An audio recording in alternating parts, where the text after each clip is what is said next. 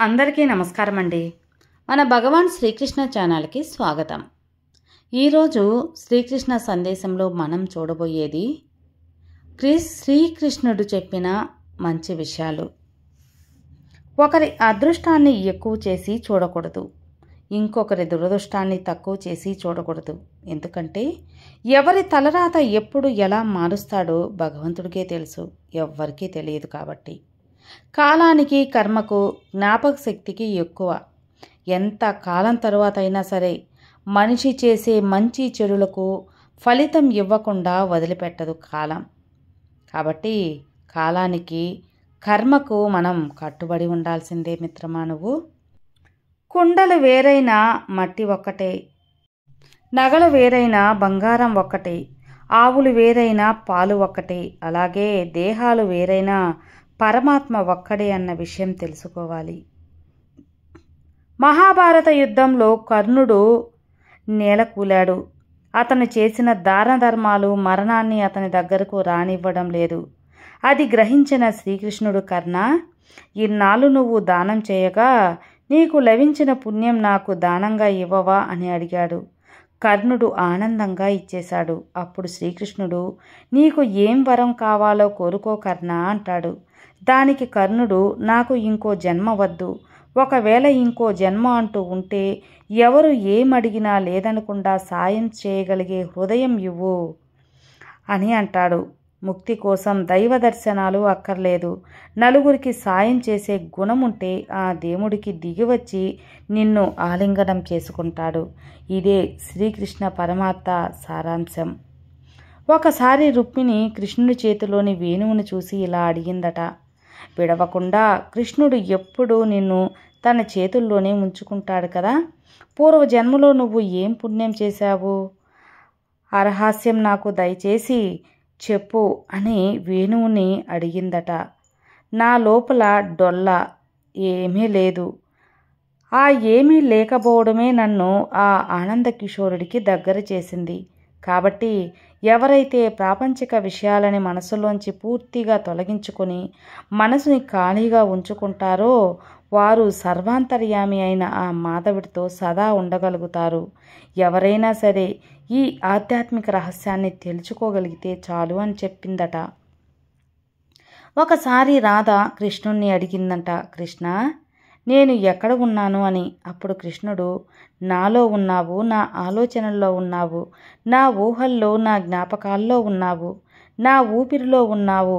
అప్పుడు రాధ అడిగిందట, కృష్ణ, నేను ఎక్కడ లేను అని. అప్పుడు శ్రీకృష్ణుడు, నా తలరాతలో లేవు అని చెప్పాడట. అందుకే రాధ తన భార్య కాలేకపోయిందేమో. ఇదే శ్రీకృష్ణుడు చెప్పిన పరమార్థమేమో.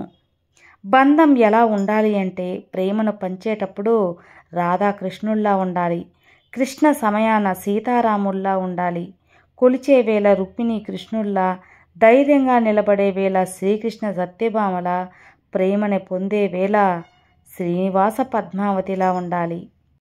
ఒక మనిషితో మాట్లాడితే ప్రశాంతత లభించాలి. ఆ మనిషి కనిపిస్తే ఎంత బాధతో ఉన్నా మనసైనా తేలికైపోవాలి. ఆ మనిషి చెప్పే విషయాలు వింటూ ఉంటే అజ్ఞానం తొలగిపోవాలి. అలాంటి వ్యక్తి మీ ఆత్మబంధువు. అలాంటి వారిని గుర్తుపట్టండి. జీవితంలో ఎప్పుడూ మీ జీవితంలో నుంచి వదిలి వెళ్ళకండి. ప్రేమ లేనిదే మనిషి ఉండడు, గాయం లేనిదే గతం ఉండదు, ఇవి రెండూ లేని జీవితం ఉండదు. జీవితంలో కొన్ని జ్ఞాపకాలు మర్చిపోతే కానీ బతకలేవు, కొన్ని గాయాలను గుర్తుంచుకుంటే కానీ ఎదగలేవు. అలలకు అలసట ఉండదు కదా, అందుకే ఆశలకు హద్దు ఉండదు. ఇదే జీవిత పరమార్థం. మనిషిలోని అహం తగ్గిన రోజు ఆప్యాయత అంటే ఏమిటో అర్థమవుతుంది. గర్వం పోయిన రోజు ఎదుటి వారిని ఎలా గౌరవించాలో తెలుస్తుంది. గౌరవ మర్యాదలు ఇచ్చిపుచ్చుకుంటూ ఇతరులతో ఆనందంగా జీవించటం నేర్పిస్తుంది.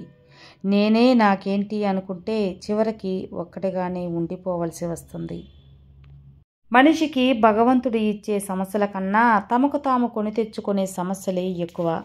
మనుషుల మధ్య అహంకారం, అజ్ఞానం, పెత్తనం, తమకు ఇష్టం వచ్చిన ప్రకారం నడుచుకోవడం, వాటి కోసం పరిగెత్తటం, పేరు కోసం తపన పడటం, ఇతరులను ఎదగకుండా చేయటం, ఇలా మనుషులు తమకు తాముగా ఇరుక్కొని నరకాన్ని పొందుతున్నారు. అయ్యిందేదో మంచికే అయ్యింది, అవుతున్నదేదో మంచికే అవుతుంది, అవ్వబోయేదేదో మంచికే అవుతుంది.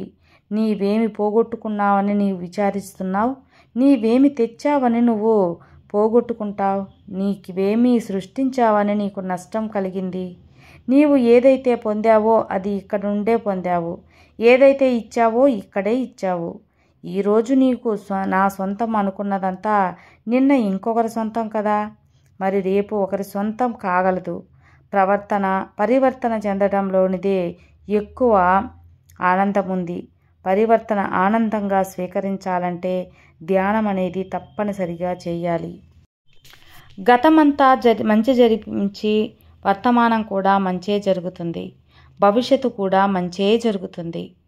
నువ్వు ఏం పోగొట్టుకున్నావని అలా దుఃఖపడుతున్నావో, నువ్వు ఏం పోగొట్టుకున్న దానిని నువ్వు సృష్టించలేదు కదా. నువ్వు అనుభవిస్తున్నదంతా ఇహలోక సంపదనే. నువ్వు అనుభవించే ఈ భోగ్యం నిన్న వేరొకరి సొత్తు, నేడు నీదిగా అయిపోయింది, రేపు వేరొకరి సొంతం అవుతుందేమో. మార్పు అనేది ప్రకృతి సహజం. ఇదే శ్రీకృష్ణుడు చెప్పే నినాదం. మనకు మన పనిని ఫలితం ఆశించకుండా నిర్వర్తించాలి అనేది గీతలో శ్రీకృష్ణుడు చెప్పే మొదటి పాఠం. ఫలితం ఆశించకుండా మనస్ఫూర్తిగా పనిని నిర్వర్తిస్తే ఫలితం దానంతట అదే సిద్ధిస్తుంది. ఇదే శ్రీకృష్ణుడు బోధిస్తున్నది. ప్రయత్నం ఎప్పటికీ వృధా కాదు, వైఫల్యం శాశ్వతంగా ఉండదు.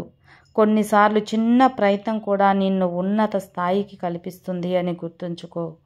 నేను నీకు రాబోయే కష్టాన్ని ఆపను, కానీ నీవు దాన్ని సులువుగా దాటడానికి శక్తినిస్తాను. నీ దారిని సరళంగా చేయగలను. కేవలం నీవు ధర్మ మార్గంలో సాగుతుంటే మాత్రమే ఇది సాధ్యమవుతుంది. నువ్వు కావాలనుకున్నప్పుడు ఏదీ రాదు, నీకు రావాలని రాసిపెట్టింది ఏదీ ఆగదు. లేదని కృంగిపోకు, వచ్చిందని పొంగిపోకు. జరిగేవన్నీ నీ కర్మలో భాగమే, కానీ జరిపించేదంతా ఆ భగవాన్ శ్రీకృష్ణ. జరిగినది, జరుగుతున్నది, జరగబోయేది అంతా నీ మంచికే అని ఎవరైతే నమ్ముతారో ఎప్పుడు వారికి మంచే జరుగుతుంది. నువ్వు నిమిత్త మాత్రుడివి, అంతా భగవంతుని చేతుల్లో ఉన్నది అని నీ కర్మలకు ఫలాపేక్ష లేకుండా నిర్వహించాలి అన్న కర్మ సిద్ధాంతాన్ని ఎవరైతే నమ్ముతారో వారికి ఎప్పుడు కూడా మంచే జరుగుతుంది. ఒకసారి అర్జునుడు శ్రీకృష్ణుడితో అడిగాడట, కృష్ణ, ఈ గోడపైన ఒక సందేశం రాయి, అది ఎలా ఉండాలో తెలుసా? సంతోషంగా ఉన్నప్పుడు చదివితే దుఃఖం రావాలి, దుఃఖంగా ఉన్నప్పుడు చదివితే సంతోషం రావాలి. అప్పుడు శ్రీకృష్ణుడు ఇలా రాశాడు, ఈ సమయం వెళ్ళిపోతుంది అని.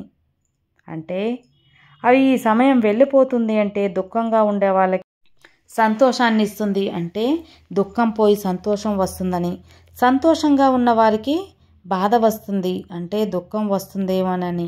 ఇదే శ్రీకృష్ణుడు చెప్పిన నినాదం. కాబట్టి కాలం శాశ్వతం కాదు, ఏది కూడా శాశ్వతం కాదు. నవ్వినా కన్నీళ్ళు వస్తాయి, ఏడ్చినా కన్నీళ్ళే వస్తాయి. కానీ నవ్వించిన వారు 4 రోజులు గుర్తుంటారు, ఏడిపించిన వారు మాత్రం జీవితాంతం గుర్తుంటారు. శరీరం పూర్తిగా ఆరోగ్యంగా, మనసు నిండుగా ఆనందం, ఈ 2 ఉన్నవాళ్లే ప్రపంచంలో అత్యంత అదృష్టవంతులు.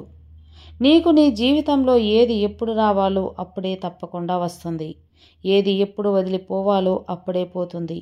ఇందులో నువ్వు దేన్ని ఆపలేవు. నీ చేతుల్లో ఉన్నది ఒక్కటే, నీవు ఉన్నంత వరకు నీవుతో ఉన్నవారి విలువ తెలుసుకొని జీవించడమే, నీ విలువ పెంచుకోవడమే. విన్నారు కదా అండి, ఈ శ్రీకృష్ణ సందేశంలో మీకు ఇలాంటి ఏ సందేశం నచ్చిందో తప్పకుండా కామెంట్లో తెలియచేయండి. మరో మంచి శ్రీకృష్ణ సందేశంలో మళ్ళీ కలుద్దాం. అంతవరకు సర్వే జన సుఖినో భవంతు. జై శ్రీకృష్ణ.